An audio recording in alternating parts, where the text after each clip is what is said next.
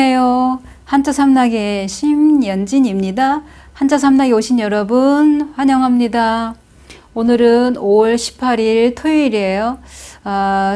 지난주 같은 경우에 제가 문장을 했는데 이번 주는 고사성어예요. 그러면 고사성어 제목부터 보시면 부중지어. 부는 뭐냐면 가마솥. 가마솥 부입니다. 그러면 부중지어라는 말이 뭐냐면 솥 안에 든 물고기다. 직역을 하면 그래요. 솥 안에서 헤엄치고 있어 봐야 곧 삶아지게 된다. 근데 이런 얘기예요. 그러면 속뜻이 뭐냐면 생명이 오래 남지 않았다. 왜? 곧 삶아지면 죽을 수밖에 없잖아요. 그죠? 아니면 또 자기 명대로 살지 못함을 이르는 말. 이렇게 나와요. 이 그 뜻풀이를 보면. 그러면 이 고사는 언제적 얘기냐면 후한, 순제 때, 그러니까 한나라 중에 후한, 그 다음에 순제. 황제 이름이죠. 그러니까 순제 때 이제 일어난 일인데 뭐냐면 양익이라는 사람이 있어요. 사람 이름이에요. 양익이라는 사람이 있는데 이 사람이 어떤 사람이냐. 임금의 외척, 그러니까 혈연 관계, 서로가 이제 친인척 관계예요. 우리가 이제 역사에서도 보면 외척의 힘이 굉장히 세잖아요. 그죠? 그래서 조선 그 중후반으로 갈 때도 세도 정치 하면은 그 안 되는 그런 어떤 그 가문이 엄청 번성하고 뭐 이런 게 나오잖아요. 또 고려시대 때는 뭐 권문세족, 문벌귀족 뭐 이런 거 보면은 그 몇몇 귀족들이 엄청 힘이 이제 있는 그 시절을 말하듯이 여기도 마찬가지로 임금의 외척이에요. 이 양익이라는 사람이. 그래서 이런 혈연 관계가 이제 이런 거를 등에 업고 그 권력을 마구 휘둘렀던 거예요. 그 휘두르는 권력을 몇 년이나 되냐? 한 20여 년을 그렇게 횡포하고 그 끝이 보이지 않는 거예요. 계속.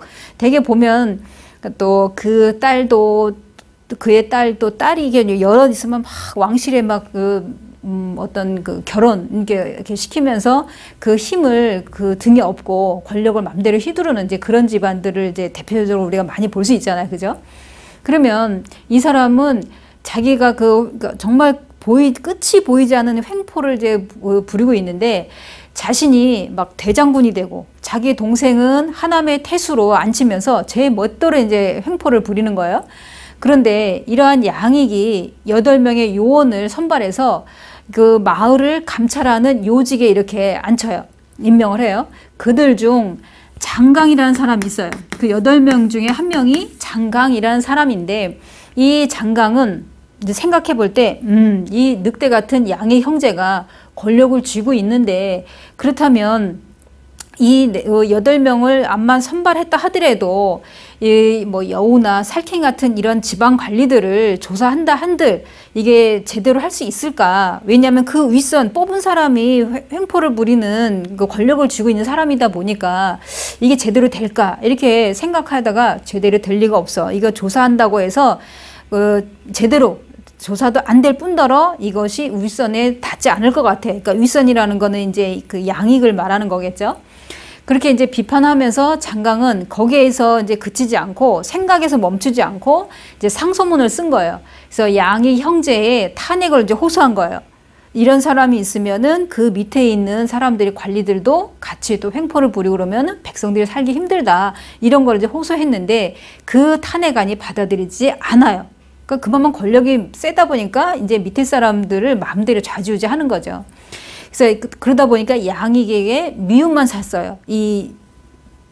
장강이. 그러다가 이 장강은 이제 도적대가 막 우글거리는 광릉군 태수로 좌천돼요. 쉽게 말하면 어떤 중앙에 있던 사람이 저 지방 한직으로 이제 밀려나는 거죠. 그래서 장강은 광릉군에 이제 딱 부임하자마자 도적대 그 소굴로 찾아가서 그 위험을 무릅쓰고 혼자 몸으로 이제 그 도둑제의 소굴로 가서 뭐라고 얘기하냐면 우두머리랑 그 도둑들을 이제 만난 그 자리에서 이런 식으로 산다면 마치 소단에서 꿈틀대는 물고기와 같습니다. 이제 그 우두머리한테 이제 그런 얘기를 한 거죠. 그러니 이런 나쁜 짓 하지 말고 이렇게 좀 새 사람으로 교화돼서 사는 게 어떠냐 이제 이런 식의 얘기를 이제 하는 거죠. 그러면서 뭐라고 얘기했냐면 설령 목숨을 부지한다 해도 결코 오래가지 않는다. 오래가지 못하고 이 이제 도둑들을 설득을 한 거예요. 그렇다면 솥 안에 물고기라 이렇게 비유를 이제 들은 거야. 그러니까 솥 안에 물고기라면 도둑들을 말하는 거죠. 그러면 솥 안에 있는 물고기를 만약에 가열하게 되면 솥 안에 있는 물고기는 죽을 수밖에 없어요. 그러니까 이 도둑들은 남의 물건을 훔치고 뭐 이랬다 했을 때, 그렇다면 이렇게 떳떳하게 이렇게 활보하지 못하고 숨어 산다든가, 우리가 가끔 뉴스에서 이렇게 범인들 보면은 자기가 잡히지 않기 위해서 지문을 남기지 않는다든가, 또 아니면은 이제 뭐 전화번호라든지 이런 것도 대포폰을 쓰고 막 이런 자기 걸로 쓰지 않고 어떤 흔적을 안 남기잖아요. 그렇듯이 그래도 잡히잖아요. 어떻게든지 경찰에 잡히듯이 이 도둑들도 그 소굴에 있는 여러 명의 그 도둑들이 남의 물건 훔치고 그랬을 때 떳떳하지 못해서 나중에 관가에서 잡히게 되면 그 사람들은 감옥에 들어갈 수밖에 없잖아요. 그러니까 그 비유를 이 장강은 어떤 비유를 했냐? 솥 안에 있는 물고기와 같다. 이렇게 이제 비유를 들으면서 그 도적의 우두머리를 설득을 한 거예요. 그래서 이 도둑의 우두머리가 이제 생각을 한 거예요. 아, 솥 안에 물고기다. 이렇게 이제 이게 좌고우면을 한 거예요. 이리저리 생각을 하면서 장강의 말을 듣고 이제 거듭 그 말을 이제 되새겨 보는 거예요. 그래서 이제 그 밑에 있는 부하들을 다 불러서 너희들 생각은 어떠냐? 우리가 지금 이 장강이라는 사람이 이렇게 얘기를 하는데 솥 안에 물고기를 비유해서 얘기를 했는데 우리가 과연 계속 도둑질을 할 것이냐? 쉽게 말하면 그 사람들은 왜 손을 씻는다 그러잖아요. 그러니까 도둑질을 이제 안 하고 그냥 평범한 그런 주민으로 살아가느냐? 이제 이런 걸 이제 얘기를 하는 거예요. 우두머리가 이제 도둑들한테.